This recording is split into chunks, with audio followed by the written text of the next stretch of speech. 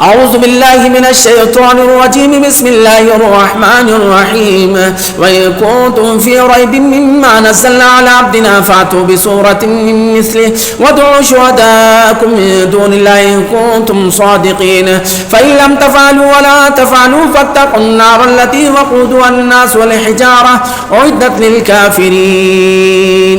صدق اللہ مولانا العظیم.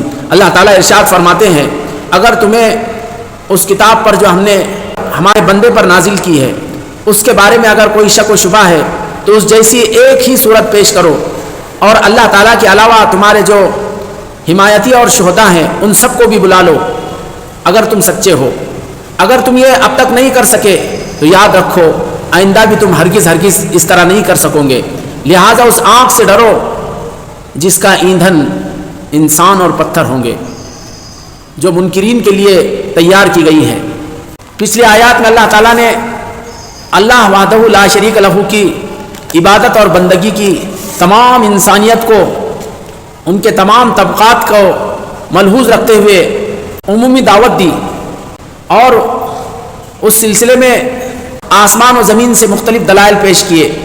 اس کے بعد اللہ تعالیٰ نے نبی پاک صلی اللہ علیہ وسلم کی رسالت اور آپ کے نبی ہونے کی ایک عظیم الشان دلیل پیش فرمائی. جب تک اللہ کے نبی پاک صلی اللہ علیہ وسلم کی رسالت اور نبوت کا اقرار اور اعتراف نہیں ہوتا اس وقت تک انسانیت راہ راست پر نہیں آ سکتی. اس لیے اللہ تعالیٰ نے اپنی عبادت اور بندگی کی دعوت دینے کے بعد اس طرح نبی پاک صلی اللہ علیہ وسلم کی رسالت اور نبوت کی عظیم الشان دلیل پیش فرمائی اور وہ ہے یہ قرآن پاک جو اللہ تعالیٰ نے آپ کو عطا فرمایا ہے. یہ عظیم معجزہ ہے. تمام انبیاء علیہ السلام کو جو معجزات اللہ کی طرف سے عطا ہوئے ہیں ان تمام معجزات میں اور ایسے ہی خود نبی پاک علیہ السلام کو جو معجزات عطا کیے گئے ان تمام معجزات کے مقابلے میں یہ سب سے عظیم الشان، سب سے زیادہ طاقتور اور سب سے زیادہ بلند مرتبہ یہ عظیم معجزہ ہے جو اللہ کے کلام کی شکل میں نبی پاک صلی اللہ علیہ وسلم کو عطا ہوا ہے. اسی لیے نبی پاک صلی اللہ علیہ وسلم نے فرمایا کہ ما من الانبیاء من نبی الا قد اوتي من الآیات ما مثله آمن علی البشر وانما كان الذي اوتیت وحیا اوحاه الله الی فارجو ان اکون اکثرهم تابعا یوم القیامہ. کہ نبی پاک صلی اللہ علیہ وسلم کا فرمان ہے کہ نبیوں میں سے ہر نبی کو ایسی نشانیاں اور ایسے معجزات عطا ہوئے ہیں کہ جس کو دیکھ کر انسانوں نے ایمان لایا. مجھے جو چیز عطا ہوئی ہے وہ وحی کی شکل میں ہے جو اللہ تعالیٰ نے میری طرف وحی فرمائی. لہٰذا مجھے امید ہے کہ میں قیامت کے روز متبعین کے اعتبار سے سب سے زیادہ رہوں گا. کیونکہ انبیاء علیہ السلام کو جو معجزات ملے وہ وقتی طور پر ظاہر ہو کر ختم ہو گئے. حضرت موسیٰ علیہ السلام کو ید بیضاء اور عصا ملا، اسی طرح سمندر میں ان کے لیے راستہ قائم کیا گیا. حضرت صالح علیہ السلام کو 10 ماہ کی گابن اونٹنی ان کے لیے پہاڑ سے نکال لی گئی. ایسے ہی دیگر انبیاء علیہ السلام کو بڑے بڑے معجزات عطا ہوئے لیکن وہ سب کے سب معجزات وقتی طور پر رونما ہوئے، ظاہر ہوئے اور وہ ختم ہو گئے. لیکن نبی پاک صلی اللہ علیہ وسلم کو جو معجزہ عطا ہوا ہے ایک عظیم الشان معجزہ، ایک زندہ جاوید معجزہ، ایک ایسا معجزہ کہ جو آپ صلی اللہ علیہ وسلم پر جب سے اترا ہے اس وقت سے لے کر آج تک اور قیامت تک کے لیے جو کہ تو برقرار ہے اور وہ انسانیت کو ہمیشہ چیلنج کرتا ہے، وہ انسانیت کو دعوت مبارزت دیتا ہے اور وہ انسانیت کو مقابلے کے لیے للکارتا ہے.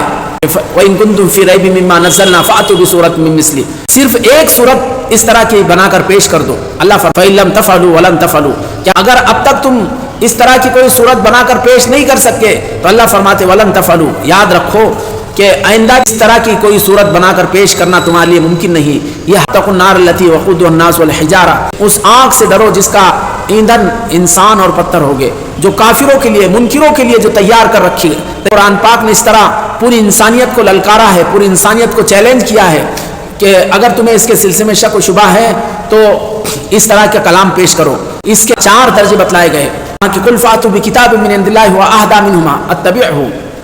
کہ اگر اس کتاب کے بارے میں تمہیں شک ہے تو ایک ایسی کتاب لے آؤ جو ان دونوں کتابوں سے زیادہ عمدہ اور بہتر ہو. تو سب سے پہلے ان سے یہ چیلنج کیا گیا کہ اس سے کوئی عمدہ بہتر کتاب پیش کرے. پھر یہ کہا گیا کہ قل لئن استمعت الانس والجن على ان يأتوا بمثل هذا القرآن لا يأتون بمثله.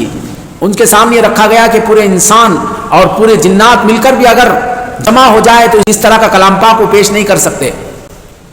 تو یہ دوسرے نمبر پر ان سے چیلنج کیا گیا کہ اگر اس سے بہتر نہیں لا سکتے تو اس کی جیسی کوئی کتاب پیش کرو.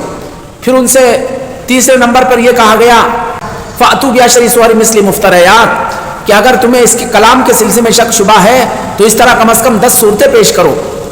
آخری درجے میں ان سے کہا گیا کہ وَإِن كُنتُمْ فِي رَيْبٍ مِّمَّا نَزَّلْنَا عَلَىٰ عَبْدِنَا فَأْتُوا بِسُورَةٍ مِّن مِّثْلِهِ کہ اگر تمہیں شک و شبہ ہے تو کم از کم ایک صورت اس طرح کی پیش کرو. قرآن پاک میں کل 114 صورتیں ہیں. ایک سطر میں جو آ جائے تو چھوٹی چھوٹی صورتیں. تو ان سے کہا گیا کہ اگر تمہیں شک ہوتا ہے تو اس طرح کی ایک چھوٹی سی صورت بنا کر پیش کر دو تاکہ تمہارا شک و شبہ صحیح ہو سکے. تو انہوں نے آپ صلی اللہ علیہ وسلم کی مخالفت کے لیے اپنی پوری طاقت جھونک دی, اپنی جان, اپنا مال, اپنی عزت آگ داؤ پر لگا دیا اور اسلام اور مسلمانوں کے خلاف انہوں نے جو کچھ ہو سکتا سب کچھ کر گزر گئے. لیکن ان سے یہ نہیں ہو سکا کہ ایک چھوٹی سی کوئی صورت پیش کر دیتے اور اس چیلنج کا جواب دے کر یہ ثابت کر دیتے کہ دیکھیے اس قرآن پاک کے چیلنج کا ہم نے جواب دے دیا اور اس کی صداقت اور اس کی سچائی کو ہم نے جھوٹ ثابت کر دیا. ان سے اتنی چھوٹی سی بات نہیں ہو سکی. نبی پاک صلی اللہ علیہ وسلم کے 23 سال میں جیسے اس نے نہ صرف عرب بلکہ پوری انسانیت کو چیلنج کرتا رہا, للکارتا رہا کہ اس طرح کم از کم ایک صورت بنا کر پیش کر سکو, لیکن وہ سب خاموش رہے. آپ صلی اللہ علیہ وسلم کے بعد 1400 سال گزر چکے ہیں. ان 1400 سال میں ہر صدی کا ہر سال اور سال کا ہر ماہ اور ہر ماہ کا ہر ہفتہ, ہفتے کے 7 دن اور دن کے 24 گھنٹے اور گھنٹے کا ہر منٹ یہ قرآن پاک مسلسل چیلنج کرتا ہے, للکارتا ہے کہ اگر تمہیں اس کے بارے میں شک ہے, اگر اس کے بارے میں تمہیں کوئی اندیشہ ہے کہ یہ اللہ کا کلام نہیں ہے تو اس طرح کا کلام تم پیش کرو. لیکن 1400 سال کی یہ طویل تاریخ ہے کہ یہ قرآن پاک کا چیلنج اپنی جگہ برقرار ہے. یہ ہر زمانے میں اور ہر وقت یہ للکار رہا ہے اور دعوت مبارزت دے رہا ہے اور ان کو چیلنج کر رہا ہے کہ آؤ اس چیلنج کو قبول کرو اور اس قرآن پاک کی صداقت کو غلط ثابت کر کے بتلاؤ. لیکن اس چیلنج کو قبول کرنے کے لیے کوئی میدان میں نہیں آیا.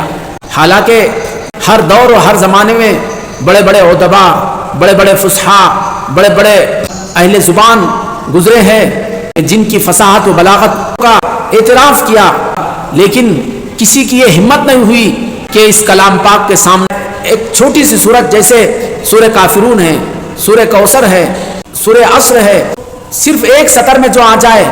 اتنی چھوٹی چھوٹی صورتیں ہیں لیکن کسی کی یہ ہمت نہیں ہوئی کہ اس طرح کا کلام کوئی پیش کر سکے. فَإِن لَمْ تَفْعَلُوا وَلَن تَفْعَلُوا طاقت کے ساتھ یہ چیلنج ہے. آج تک اگر ایسا نہیں کر سکے تو آئندہ بھی چیلنج کر دیا کہ وَلَن تَفْعَلُوا یاد رکھو آئندہ بھی تم اس طرح کا کلام کبھی بھی پیش نہیں کر سکتے.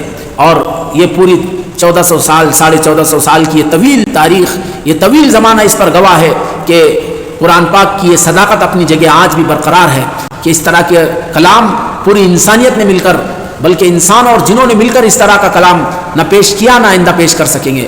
اس کے سلسلے میں ایک بات یاد رکھے کہ کیفیت کا کبھی جائزہ لے کہ عرب کی وہ سرزمین چھوٹے چھوٹے شہر جہاں پر آباد تھے, دوسری طرف وہ تہذیب و تمدن سے خالی اور ہر طرح کے دنیاوی چمک اور رونق سے بالکل عاری تھے. ان شہروں میں ایک شہر جو پہاڑوں کے درمیان گھرا ہوا معمولی سا شہر جہاں کے باشندے اکثر و بیشتر اونٹوں کے چرانے والے تھے اور غلہ بانی کرنے والے تھے یا پھر زیادہ سے زیادہ کچھ تجارتی کاروبار وہ کر لیا کرتے. ایسے چھوٹے سے مقام پر نبی پاک صلی اللہ علیہ وسلم پیدا ہوئے. جب پیدا ہوئے تو یتیم, کچھ ہی دن کے بعد والدہ کا انتقال ہو گیا, کچھ اس کے بعد دادا کا بھی انتقال ہو گیا, پھر چچا نے کفالت فرمائی.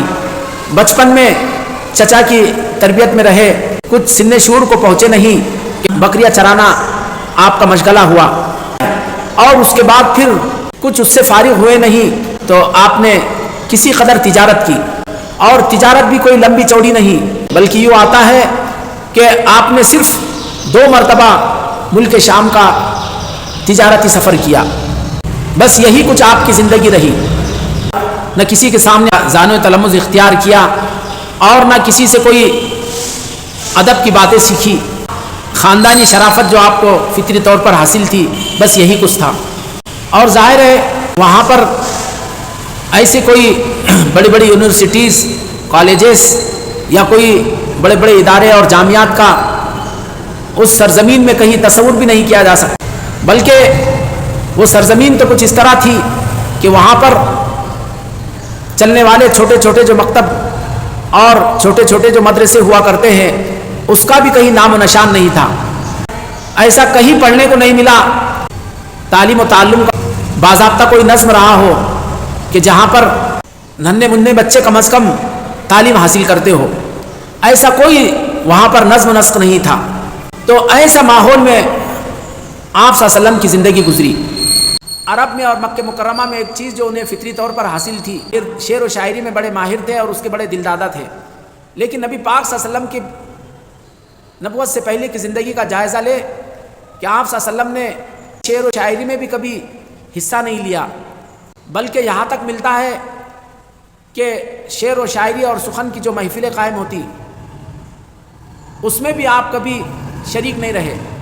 نبوت سے پہلے کی 40 سالہ زندگی کا جائزہ لے تو کہیں آپ کو نظر نہیں آئے گا کہ آپ نے کوئی کلام پیش کیا ہو، آپ نے کوئی شعر شاعری کی ہو یا کہیں آپ نے لکھنا پڑھنا سیکھا ہو.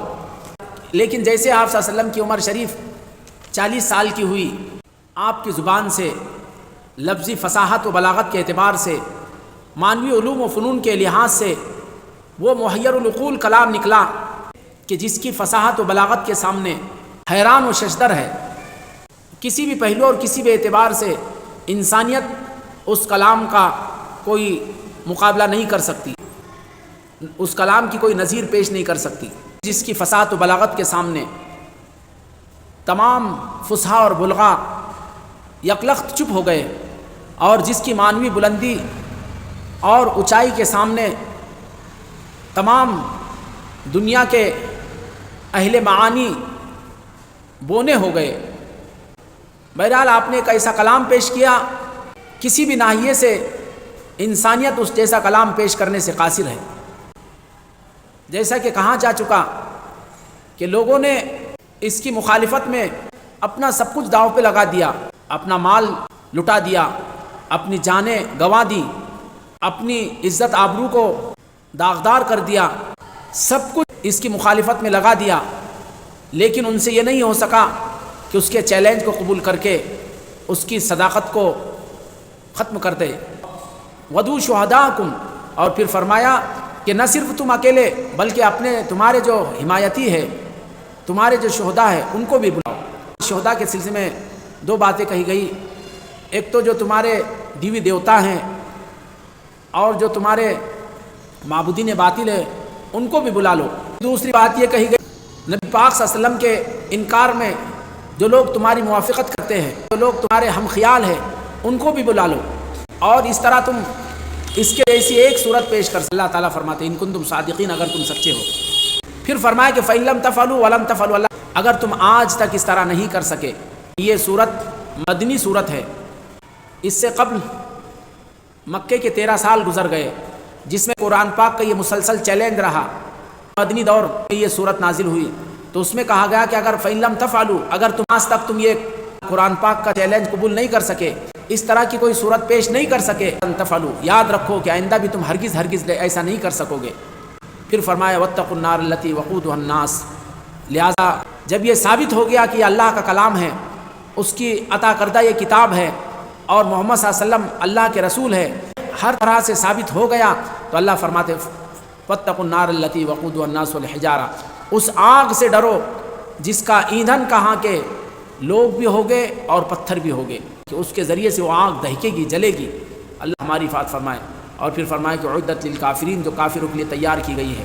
کے سلسلے میں حدیث میں آیا ہے کہ اس آگ کو 1000 سال دہکایا گیا، جس کے بعد وہ سرخ ہو گئی. پھر دوسرے 1000 سال اس کو یوں ہی دہکایا گیا تو وہ سفید ہو گئی، اور پھر تیسرے 1000 سال اس کو دہکایا گیا تو وہ سیاہ ہو گئی. چنانچہ اب وہ بالکل سیاہ ہے.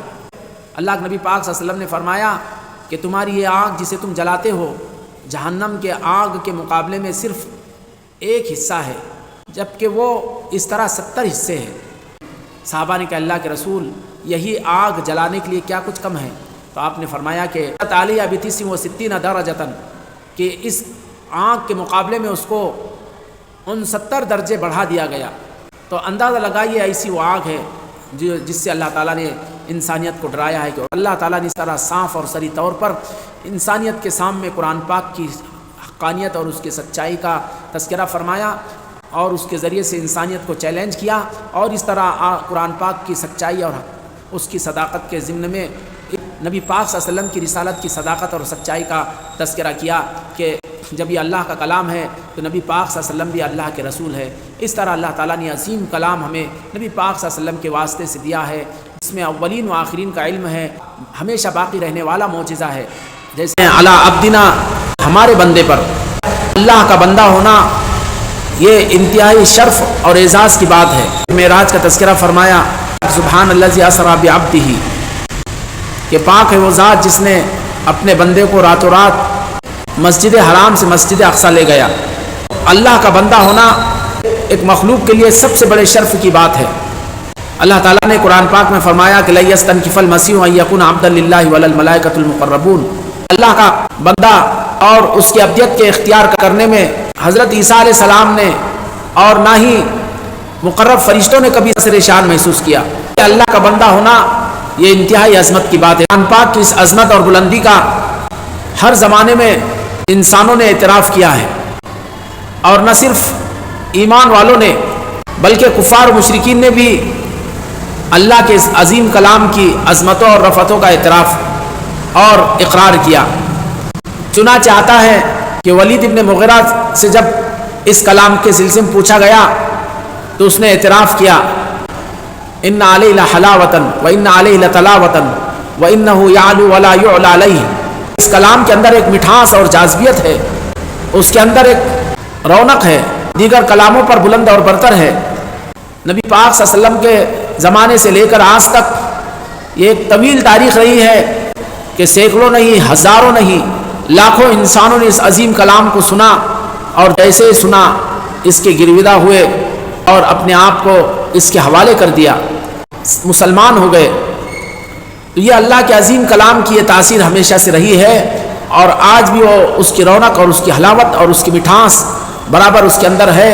اگر کوئی تبدیلی ہے تو انسانوں کے ذوق اور مزاج کی اور ان فساد کی اس کلام پاک کی حلاوت کو جو محسوس نہیں کرتے اور اس کے اندر وہ جاذبیت کو نہیں پاتے، ورنہ اس کے اندر وہی حلاوت، وہی مٹھاس، وہی جاذبیت اور وہی رونق جو اس کے روز اول تھی، آج بھی ہے اور قیامت تک رہے گی۔